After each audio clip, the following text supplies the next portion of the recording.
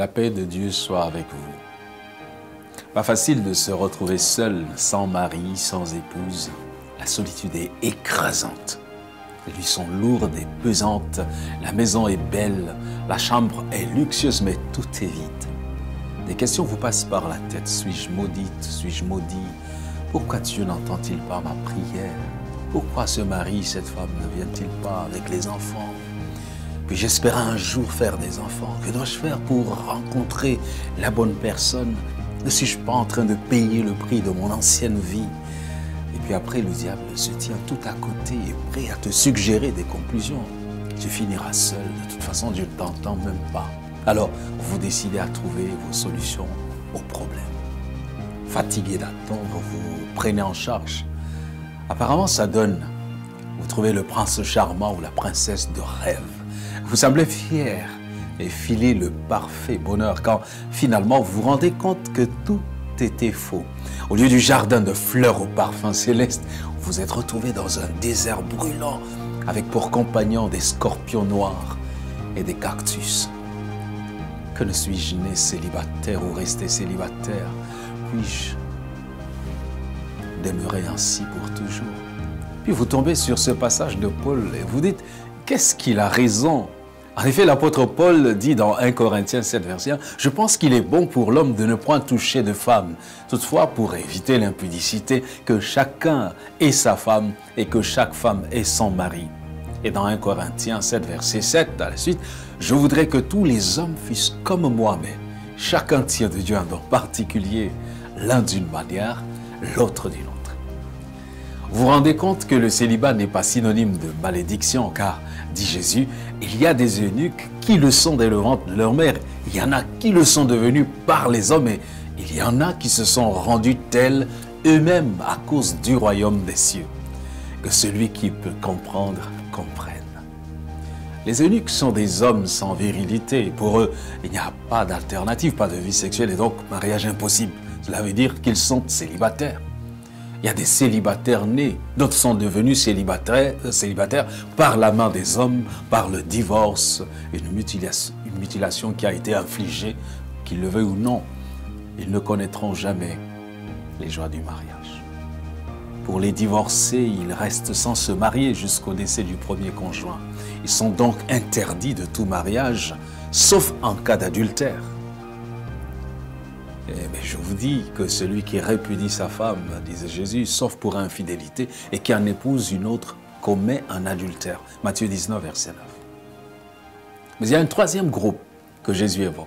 Ceux qui choisissent le célibat, non pour des raisons purement égoïstes, mais pour le royaume de Dieu. À ceux qui sont capables de choisir cette voie, Jésus ainsi que Paul les encourage.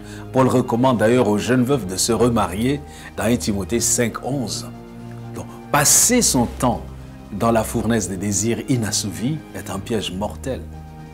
Le mariage est mieux pour avoir une vie intime pure. Et la Bible encourage certains au célibat parce que c'est un bon moyen de servir Dieu sans distraction. Et se consacrer au service du Seigneur dans le célibat est un des dons spirituels. Vous ne vivez pas le célibat comme un calvaire, c'est-à-dire une malédiction. Une école offrait un cours intitulé « Économie domestique pour les garçons ». Personne ne s'y était intéressé. Et l'année suivante, il a été rebaptisé « Vie du célibataire ». Vous l'avez deviné, 120 personnes s'inscrivent immédiatement. Le programme n'a pas changé. Il propose toujours des cours de cuisine, de couture, de lessive, de gestion d'argent. Cela montre le souci que cause le célibat à bon nombre de personnes.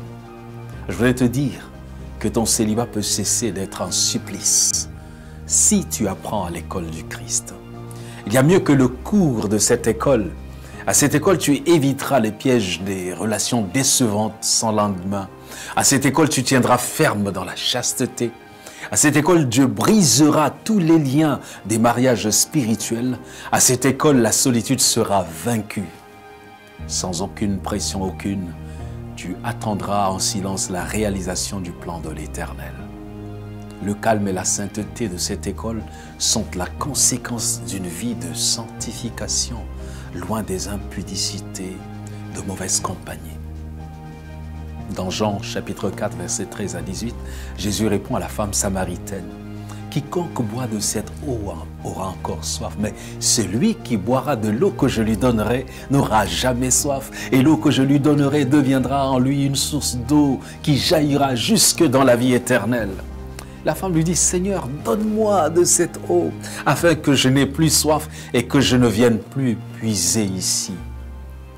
L'eau que donne Jésus étanche la soif des plaisirs de la chair. Oui. Quand Jésus dit à la femme d'appeler son mari, elle dit qu'elle n'a point de mari. Et Jésus lui dit qu'elle a dit la vérité parce que l'homme avec lequel elle vivait n'était pas son mari. Cette femme a connu 5 hommes.